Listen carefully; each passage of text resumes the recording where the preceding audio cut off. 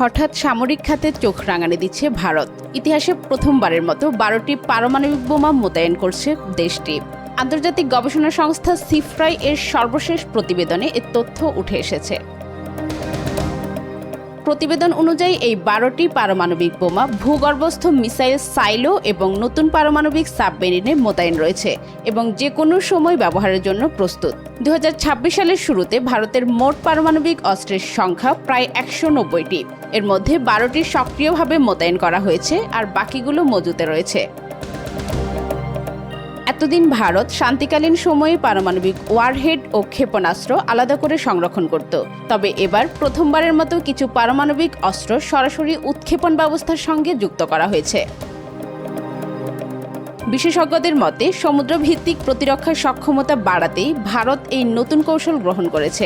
তবে এই পরিবর্তনের পরও ভারত তার নো ফার্স্ট ইউজ নীতি বহাল রেখেছে, অর্থাৎ কোনো দেশ আগে পারমাণবিক হামলা না চালালে ভারত নিজে থেকে এমন হামলা করবে না। মূলত কোনো দেশকে আক্রমণ করার প্রতিযোগিতায় না নেমে সম্ভাব্য শত্রুদের যে কোনো আগ্রাসন থেকে নিজেকে সুরক্ষিত রাখতেই ভারত এই সীমিত অথচ অত্যন্ত কার্যকর পারমাণবিক সক্ষমতা বজায় রাখছে। ফাহিমা আক্তার, আজকাল।